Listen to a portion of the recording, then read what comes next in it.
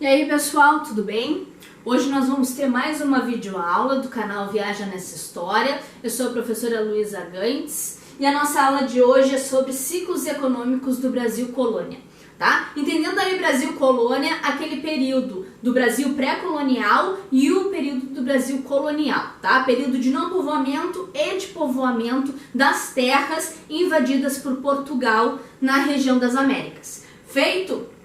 Então, por que a gente está vendo esse fechamento, esses ciclos, tá? Nós vamos ver esses ciclos porque nossas próximas aulas nós vamos ver o que estava acontecendo nesse mesmo período na Europa. Então, para que a gente dê uma fechada nesse momento histórico do Brasil, a gente vai ver que ele vai se dividir em ciclos econômicos, né? Então, nós vamos rever características de alguns e aprofundar características de outros. Fechando isso, nós vamos nas nossas próximas aulas para o que ocorre na Europa nessa mesma época. Então, o Brasil Colônia ele tem 3 ciclos econômicos, tá? O ciclo que nós chamamos de ciclo do pau-brasil, o ciclo do açúcar e o ciclo do ouro, ok? Esses 3 ciclos vão ser sempre focados no mercado externo. Nós vamos sempre ser um país que produz para o exterior, tá? Não é um país preocupado.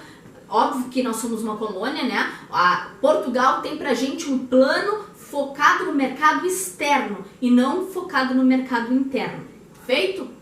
Bom, o ciclo do pau-brasil é dentro daquele período pré-colonial que nós vimos, né? E ele tem como região o litoral do território invadido por Portugal.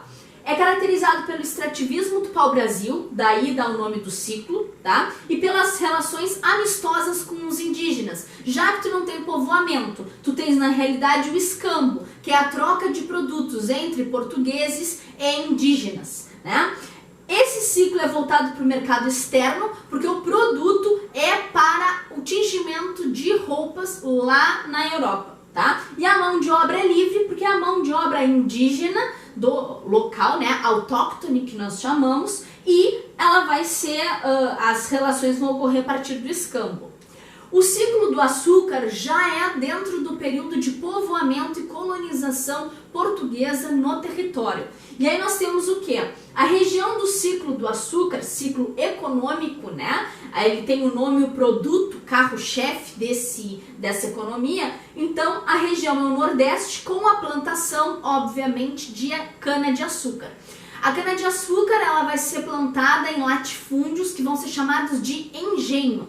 Tá? E o engenho vai moer essa cana e vender para os holandeses o caldo da cana, né, ou os tabletes da cana, e aí os holandeses é que vão refinar em açúcar e vender no mercado europeu, certo? Então nós vamos ter a monocultura do açúcar em engenhos, o latifúndio e a grande concentração de terra na mão de poucos. Tá? Porque a gente tem que lembrar que esse período é aquele período de capitanias hereditárias. Então poucas pessoas ganham uma quantidade gigantesca de terra. E aí já começa o problema brasileiro da concentração de terra e de riquezas na mão de pouquíssimos.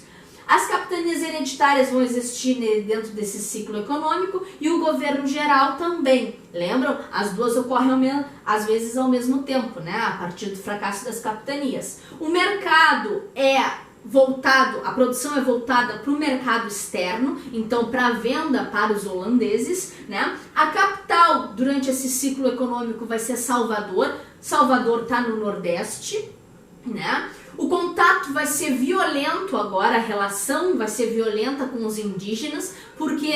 Porque tu vais tomar os territórios deles para plantar a cana-de-açúcar, né?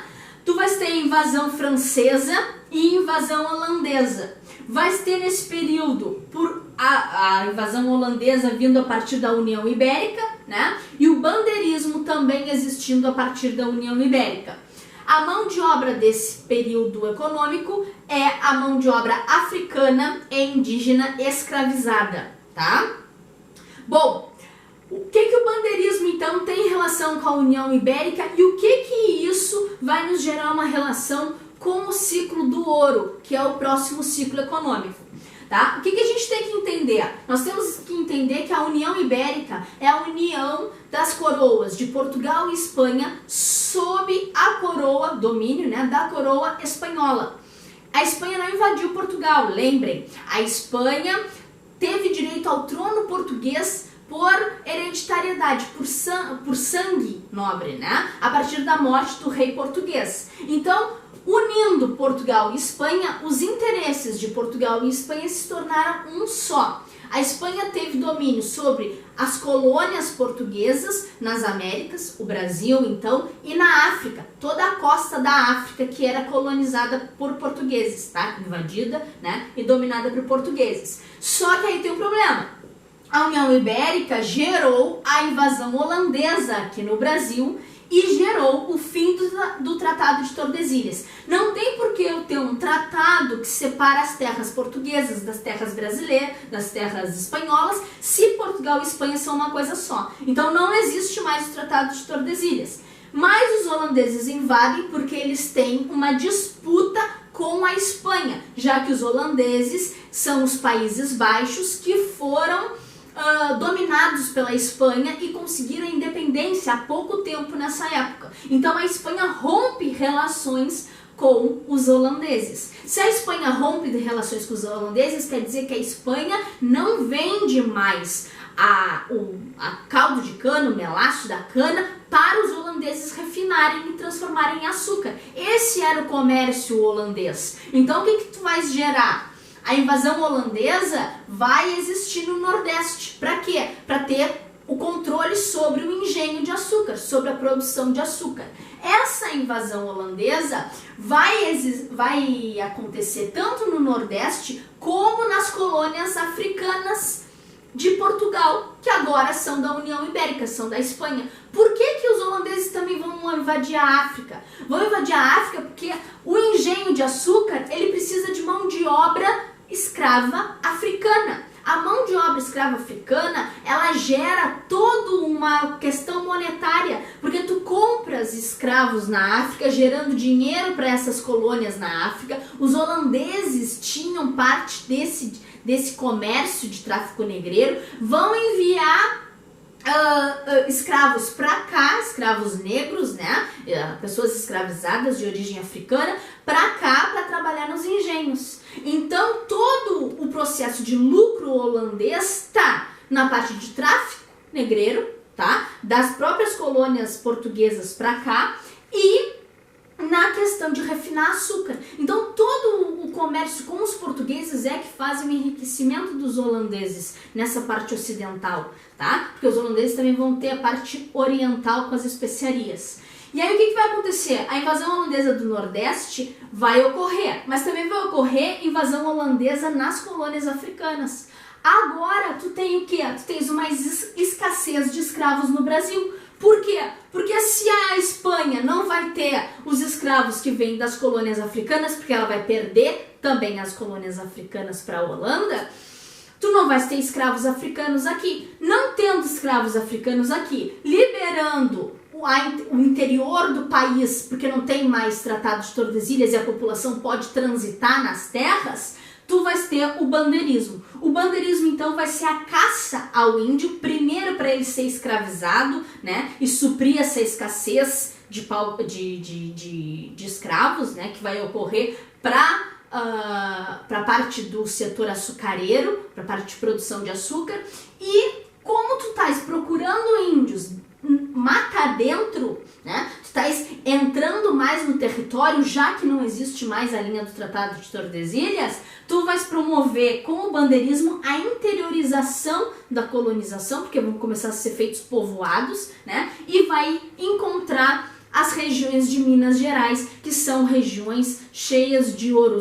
O ouro estava nos rios, né? Que é os primeiros ouro que eles vão... Ih, saiu tudo errado. Vai ser as primeiras formas de ouro que eles vão encontrar, o ouro que está no rio, está no cascalho do rio, até eles minerarem montanhas, né, retirando as pedras para conseguir o ouro, tá? Então tá aí. Qual é a relação então do bandeirismo com a União Ibérica? O bandeirismo vai existir pela caça ao índio. Por quê? Porque a União Ibérica gerou a escassez de escravos africanos no Brasil. Por quê? Por causa de toda essa mão aqui. Ok, gente? Bom, o ciclo do ouro, então, vai acontecer por causa da descoberta desses bandeirantes de ouro no interior das matas do Brasil, tá? A região, então, vai ser a região do sudoeste e centro-oeste, tá? Região ali de São Paulo, Rio de Janeiro, Minas Gerais. E a mineração vai ser o carro-chefe desse ciclo econômico, tá? Principalmente na região de Minas Gerais. Vai ser uma mineração voltada para o mercado externo, né? O ouro vai voltar para a Europa, mas esse momento aqui vai impulsionar o mercado interno brasileiro. Por quê? Porque outras províncias do país vão manter os mineradores lá em Minas Gerais. Sempre tu vais ter a produção agrícola no ciclo de açúcar, tu vais ter uma produção agrícola, né? Tu vais ter a monocultura do açúcar, mas tu tens a população podendo plantar. Porque tu tens terras ali, tu tens uma forma de plantio, né? E aí o engenho vai se abastecer também de comida. Mas no ciclo do ouro, não. No ciclo do ouro é um monte de gente cavando, minerando, ficando peneirando cascalho em beira de rio. Então, quem vai suprir a parte de comida dessa população mineradora vão ser as províncias ao redor. Principalmente a província do Rio Grande do Sul, que vai ser a província de Rio Grande de São Pedro, tá? Que vai mandar gado e vai mandar charque e vai ter os tropeiros que vão fazer a parte de levar o gado daqui até Minas Gerais, os produtores de charque que vão abastecer com charque essa região toda, tá? A capital vai mover de Salvador para o Rio de Janeiro, com a ideia de que vai ser mais seguro o transporte do ouro de Minas Gerais até os portos do Rio de Janeiro, do que fazer todo o transporte do ouro até Salvador, que seria muito longe. Vai promover a interiorização da colonização, porque vai criar povoados nessas rotas do Rio de Janeiro até Minas Gerais, e também na busca por novas zonas de mineração, né? A mão de obra vai ser escrava. Tu vais ter a retomada de Portugal da colônia brasileira, vai ter a retomada de Portugal das colônias africanas, que nós vimos na aula passada, e aí a mão de obra escrava com o tráfico negreiro vai continuar existindo, vai ser mais rentável porque gera todo esse dinheiro para as colônias africanas também, né? Vai ser muito mais interessante do que a escravidão indígena, né? E muitas revoltas vão existir nesse período. É isso que nós vamos começar a ver lá na próxima aula. Porque como é que eu vou falar das revoltas do período de ciclo do ouro se eu não tenho aí o que influenciou elas? O que influenciou elas, então, foi o Iluminismo e a Revolução Francesa, que vão ocorrer na Europa nesse momento. Depois que a gente vê isso, aí nós voltamos para as revoltas que vão ocorrer aqui. Ok, pessoal? Ó, nossa próxima aula, então, é de Iluminismo. Espero que tenham gostado. Muito obrigado e beijão!